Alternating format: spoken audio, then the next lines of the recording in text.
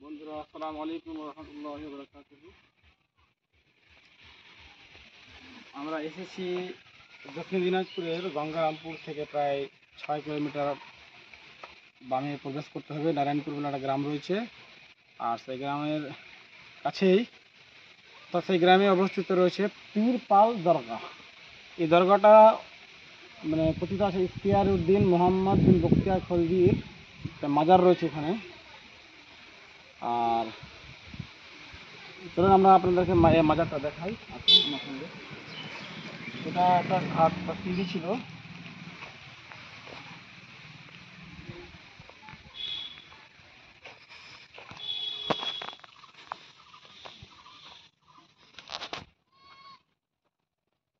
তো চলুন বন্ধুরা, কবরে প্রবেশ করার জন্য দোয়া করি। আসসালামু আলাইকুম ইয়া আহলাল কুবুর ওয়া আনতুম তানাফুনা ওয়া আলাইকুম। তো এই যে ঐতিহাসিক মাজার ইখতিয়ারউদ্দিন মোহাম্মদ বিন বখতিয়ার খলজির।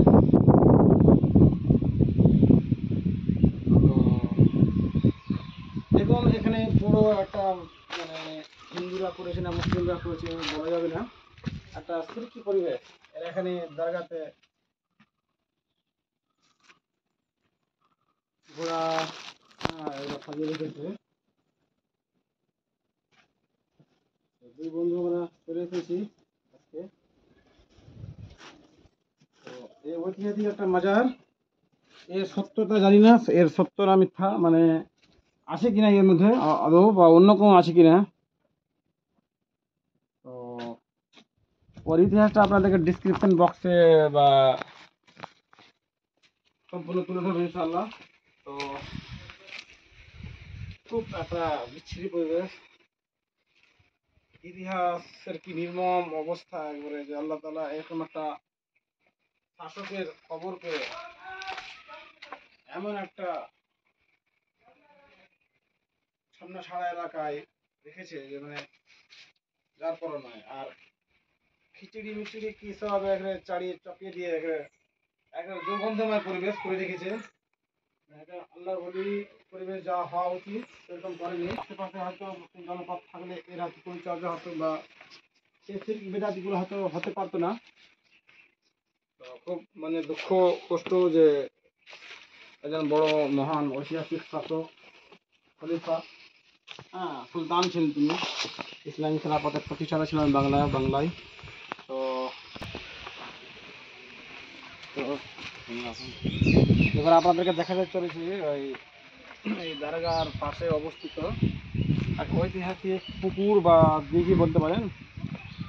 আর এটা যে ঐতিহাসিক তার একটা প্রমাণ হচ্ছে রয়েছে যে একটা পাথর দিয়ে বাঁধানো প্রাচীন ঘাট রয়েছে।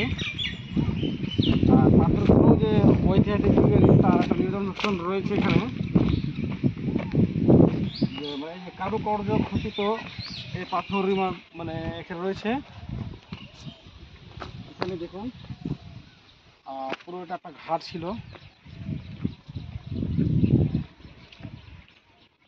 তো এটা একটা ঐতিহাসিক পুকুর বলা যেতে পারে। জানি না সত্যতা কতখানি রয়েছে। আর এই যে বিভিন্ন একটা ছমছমে পরিবেশ। তো বন্ধুরা, আজকে আমরা দুই বন্ধু চলে এসেছি দক্ষিণ দিনাজপুরের গঙ্গারামপুর থানার একবার নারায়ণপুর এলাকায় পীরপাল দরগায়। আর খুব একটা নির্মম পরিবেশ, মানে পরিবেশ বলতে বলা যায় যে নির্মম ইতিহাসের একটা নির্মম বৈচিত্র্য, যে একজন মহান সেনাপতির যিনি ইসলামিক সুলতানাত প্রতিষ্ঠার নায়ক ছিলেন এই বাংলায়, এরকম নির্মম এক জায়গায় পতিত হয়ে রয়েছে। আপনাদের আমাদেরও জীবন কোথায় পতিত হতে পারে তার একটা ঠিক নেই। তাই বন্ধুরা, এখানে পরবর্তীতে দেখা হবে ইনশাআল্লাহ। আসসালামু আলাইকুম ওয়া রাহমাতুল্লাহি ওয়া বারাকাতুহু। পথ কোথায় কোনটায় পথ? লাস্টে ওটা দেখে মানে ওটা সামনে থেকে হয়ে যাবে কালারটা। ও লাস্টে তার সামনে হয়ে গেছে। হ্যাঁ, না ওটা বেটি নেলাই ওরা লাए तब 3-4 घंटा और दौड़ा का चले गया।